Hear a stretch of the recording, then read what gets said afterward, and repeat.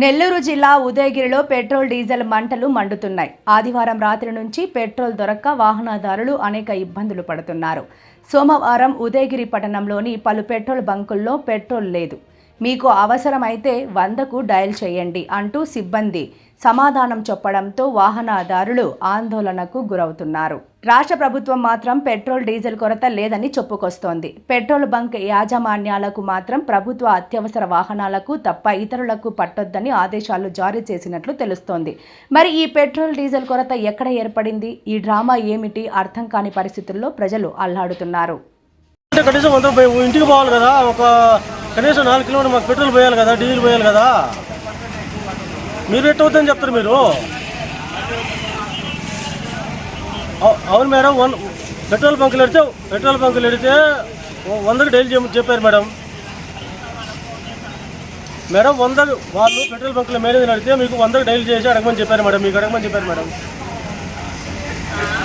ఇప్పుడు పెట్రోల్ లేదు మేడం, మేము ఇప్పుడు పోయాం మేడం. పోయి అడిగితే అయ్యా పెట్రోల్ పర్సన్కి 100 రూపాయలు పెట్టమని అడిగితే కనీసం 100 రూపాయలు పెట్టలేదు మేడం. వాళ్ళు ఏమంటుందంటే మీరు 100కి డైల్ చేసుకోండి, మీకు అక్కడ సమాధానం వస్తుందని చెప్పారు మేడం. కనీసం 100 రూపాయలు పట్టకపోతే మేము ఎట్లా మేడం? ఇక్కడ 100 రూపాయలకి అడిగాం మేడం. ఎంతోమంది ఇక్కడ వేచి ఉన్నారు మేడం. ఇక్కడ మీరు ఏమని చెప్పారు మేడం? వాళ్ళు ఎంతోమంది మేడం, ఇక్కడ ఎంతోమంది నిలబడిపోయి ఉన్నారు. కావాలనా ఇట్లా ఎవరు చేస్తారు?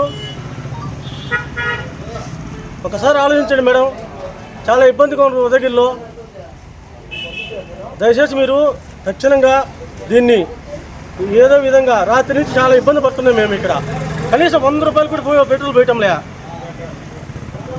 కనీసం ఏమైనా 200, 300, 500 అడగలే. కనీసం 100 రూపాయలకి ఆటో కూడా పోయటంలే. ఆటోలు ప్రయాణికులు ఎంతోమంది నిలబడిపోయారు. అక్కడ ఎక్కడెక్కడ ప్రయాణికులు కూడా ఆటోకి పోయిపోతే ఆటోలు నిలబడిపోయినాయి, బైకులు పడిపోయినాయి. ఎండలు కట్టమేడం ఎండాకాలంలో ఈ విధంగా